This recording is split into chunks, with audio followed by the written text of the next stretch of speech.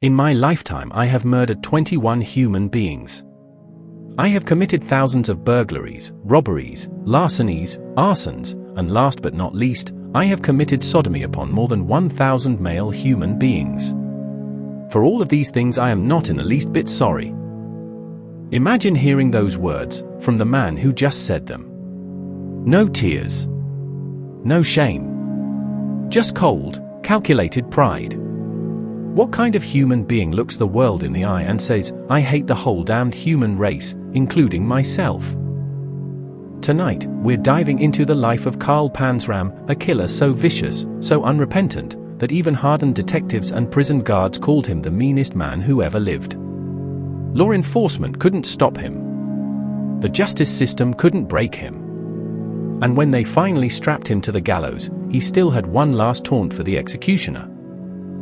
Stick around, because this story doesn't just shock you, it will make you question everything you think you know about evil.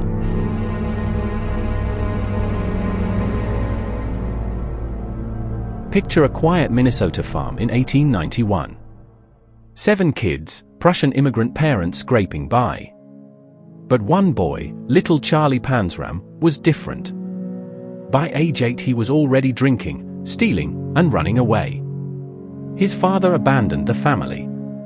His mother couldn't control him. At 11, authorities sent him to the Minnesota State Training School for Boys in Red Wing. They called it a reform school. Carl called it hell on earth. Beatings. Starvation. Rape by older boys and staff. Night after night. He escaped over and over. Each time they dragged him back, the punishment got worse. By the time he was 14, something inside him had snapped forever.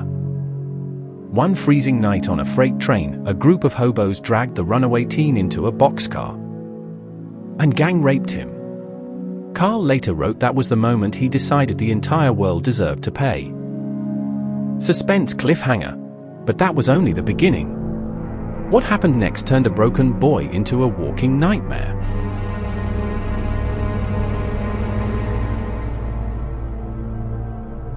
Back inside Red Wing, Carl learned the only law that mattered: might makes right. He mastered burglary, arson, and violence. At 16 he lied his way into the U.S. Army and was dishonorably discharged after just a few months.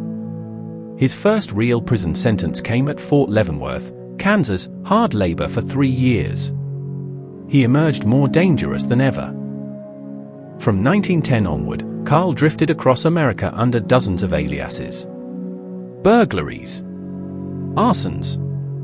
Robberies. He burned churches just for fun. But the rapes, those became his signature.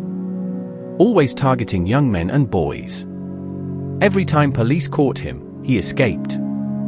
Every time he escaped, the body count grew. Then, in 1920, Carl pulled off the perfect crime and used the money to buy something that would turn him into a floating angel of death.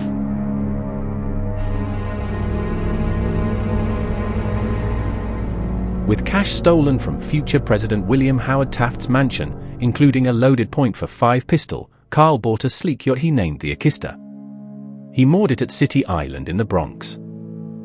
Night after night he cruised the bars, offering free liquor to down-on-their-luck sailors. 10, 20, maybe more, they never saw it coming. Once on board, Carl would get them drunk, rape them, shoot them with the stolen gun, and dump their bodies near Execution Rock's lighthouse in Long Island Sound. He later bragged he killed at least 10 men this way. The yacht became his perfect killing machine, until a storm sank it off Atlantic City. But Carl didn't stop. He simply moved his horror show overseas. In the sweltering ports of Africa, he would commit one of his most sickening crimes yet.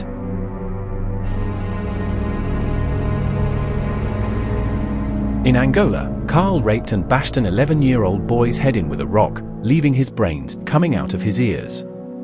He hired 6 local rowers for a crocodile hunt, then shot them all and fed their bodies to the crocodiles. Back in America he continued the slaughter, 12-year-old George Henry McMahon beaten to death with a rock in Salem, Massachusetts. A teenage boy strangled near New Haven. 14-year-old newsboy Alexander Lussock garroted in Philadelphia. Police were closing in, but Carl always slipped away, until August 1928. One routine burglary in Baltimore would finally end the nightmare, or so everyone thought.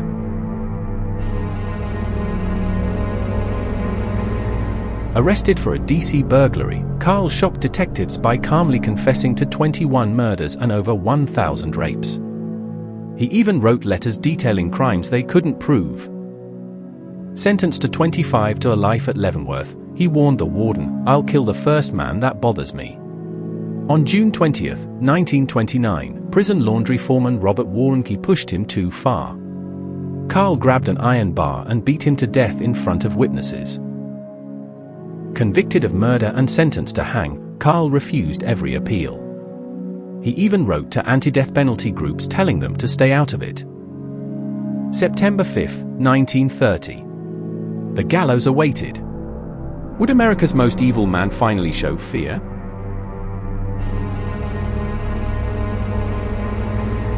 On execution day, Carl walked calmly to the scaffold. When they tried to put the hood on, he spat in the executioner's face. His last words? "Hurry it up, you Hoosier bastard! I could kill a dozen men while you're fooling around." The trapdoor dropped. Carl Panzram was dead at 39. But his story refuses to die. He left behind a 20,000-word autobiography, written with the help of one kind prison guard who showed him humanity he never deserved. Carl Panzram didn't just kill bodies. He killed faith in the idea that every person has some good inside. His case still forces us to ask, did society create this monster, or was the monster always there? What do you think? Was Carl Panzram pure evil, or the product of a brutal system? Drop your thoughts in the comments. And if you want more stories of notorious serial killers that law enforcement could never fully explain, hit subscribe and turn on notifications. We'll see you in the next one. Like and subscribe.